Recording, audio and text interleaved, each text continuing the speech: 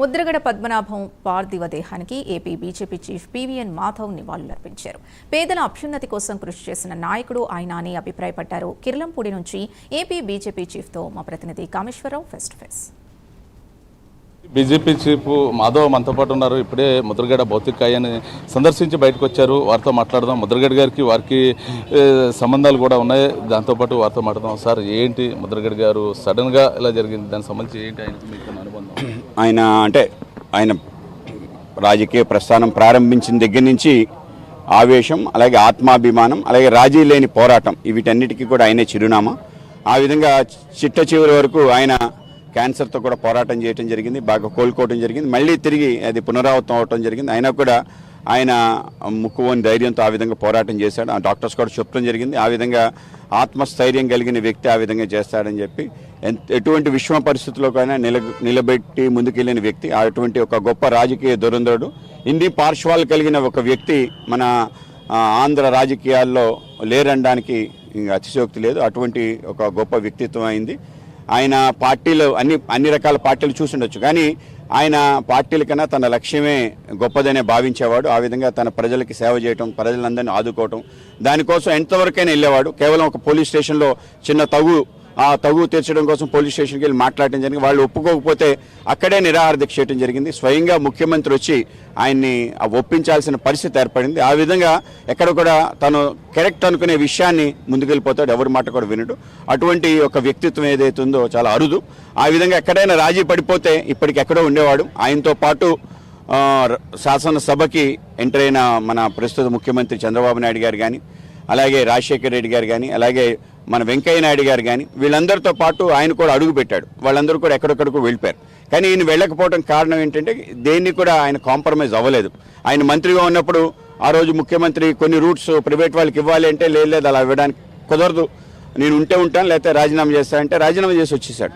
అటువంటి వ్యక్తిత్వం కనుక ఎక్కడ కూడా రాజీ పడలేదు. తను అనుకున్న విషయాలు ఏవైతున్నాయో తన మనసుకు కానీ అనిపిస్తే దానికి ఎంత దూరమైనా వెళ్తాడనే విషయం మనకు అర్థమవుతుంది. ముఖ్యంగా కాపు సామాజిక వర్గానికి సంబంధించిన ఏదైతే రిజర్వేషన్ సాధించాలి అనే కాంక్షతో ఏదైతే పోరాటం చేశాడో అది కూడా అద్భుతమైన పోరాటం.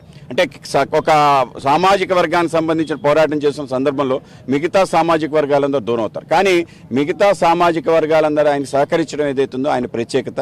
ఆయన చేసిన సభలకి వాళ్ళు టెంట్లు వేయటం కానీ, భోజనాలు పెట్టడం కానీ, మిగతా అన్ని రకాల ఏర్పాట్లు, ట్రాన్స్పోర్టేషన్ ఇవ్వటం కానీ, ఆ విధంగా ఆయనకు సహకరించారు. ఎందుకు సహకరించారంటే ఆయన యొక్క వ్యక్తిత్వం. అంటే ఆయన ఏదైనా ఒక విషయాన్ని చెప్పాడంటే దాంట్లో వెనకాల నిజాయితీ ఉంటుందని చెప్పి బలంగా అందరూ భావిస్తారు. ఆ విధంగా పార్టీలకు అతీతంగా ఆయన అభిమానిస్తాడు. ఒక గొప్ప రాజకీయ దురంధరుడు. ఆ విధంగానే డాక్టర్ బిఆర్ అంబేద్కర్ కేవలం దళిత వాళ్ళకి పరిమితం అయిపోవాలి అనే ఆలోచన కరెక్ట్ కాదు, అన్ని చోట్ల ఉండాలి, కాపులు ఎందుకు చేయకూడదని కాపులు ఎక్కువ ఉన్న చోట కూడా అంబేద్కర్ విగ్రహాలు పెట్టడం, ఈ విధంగా ఒక వ్యక్తిత్వానికి సంబంధించిన అంశాన్ని ఆయన తీసుకొని ముందుకెళ్ళిన తీరేదైతుందో మా అందరికీ ఆదర్శం. అలాగే ఆయన ఆత్మీయత, అభిమానం అది కూడా కొలమానం లేదు. ఎవరిని వచ్చినా కూడా చాలా ఆప్యాయంగా ఆయన పలకరించడం, ఏదైనా ఉన్నా మొహం మీద మాట్లాడగలగటం ఆయన తత్వం. అలాగే మాకు కూడా ఆయనకి చిన్నప్పటి నుంచి అనుబంధం, మా నాన్నగారికి వాళ్ళ నాన్నగారికి అలాగే ఆయనతో చాలా సుదీర్ఘ ప్రయాణం. ఆయన మొదటిసారి గెలిచినప్పుడు జనతా పార్టీ నుంచి గెలవటం జరిగింది. జనతా పార్టీలో అనేక సంవత్సరాలు ప్రయాణం చేసి తర్వాత తెలుగుదేశంలోకి వెళ్ళటం జరిగింది. తర్వాత తిరిగి భారతీయ జనతా పార్టీలో కూడా చేరటం జరిగింది. భారతీయ జనతా పార్టీలో చేరాలి అనుకుంటే నేను మిమ్మల్ని విడిచాను అనకాపల్లి దగ్గరే, మళ్ళీ మిమ్మల్ని అనకాపల్లిలో చేరుతానని చెప్పి అనకాపల్లి వచ్చి బీజేపీలో చేరటం జరిగింది.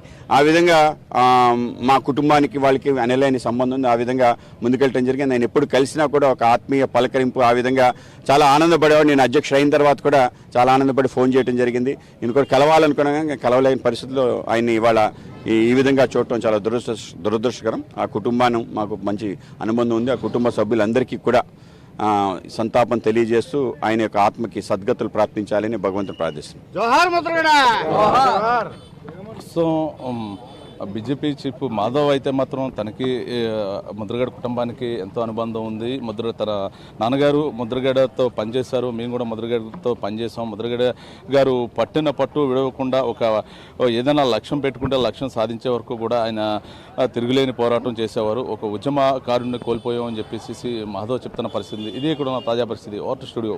కాపు ఉద్యమ నేత, మాజీ మంత్రివర్యులు, మాజీ పార్లమెంట్ సభ్యులు స్వర్గీయ ముద్రగడ పద్మనాభం గారు మరణించడం మనందరికీ కూడా చాలా దురదృష్టకరమైనటువంటి విషయం.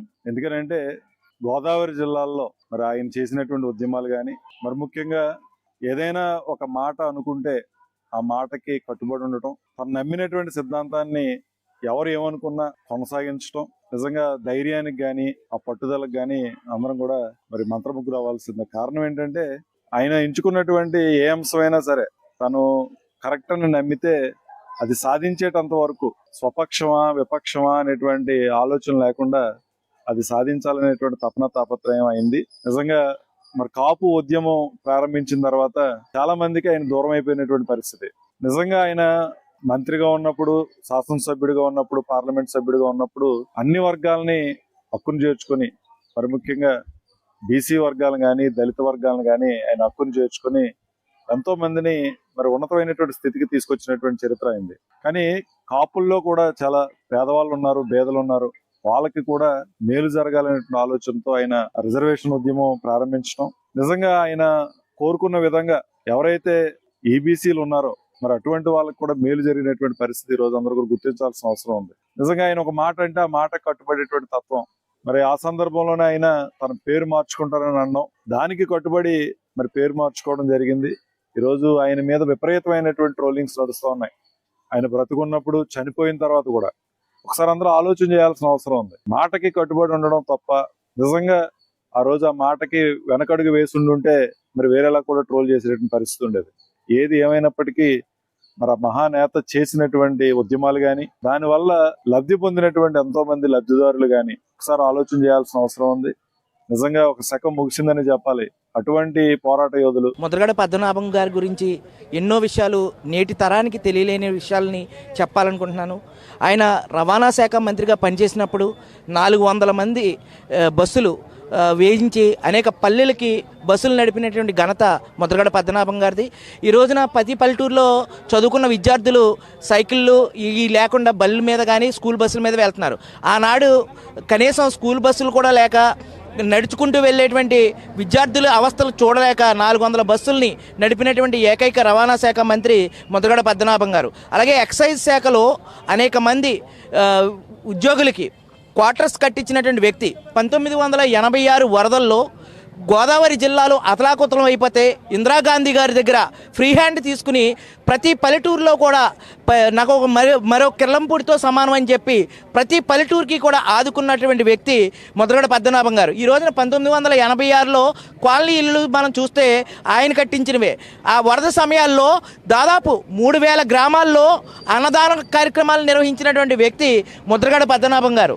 తన ఆస్తుల్ని తృణప్రాయంగా వదిలి ఈ రోజున ఎన్నో వందల వేల ఎకరాలని ప్రజలకి దారాదత్తం చేశారు. ఈ పత్తిపాడు నియోజకవర్గంలోనే 2 ప్రాజెక్టులు తీసుకొచ్చారు. ఈ కిర్లంపూడిలోనే 22 రామాలయాలు నిర్మించారు. ప్రత్తిపాడు దగ్గర మండపం అనే ఒక గ్రామంలో రోడ్లు నిర్మించారు. ఇలా చెప్పుకుంటూ పోతే 1-2 లెక్కలేనటువంటి ప్రజా సంక్షేమ పథకాలు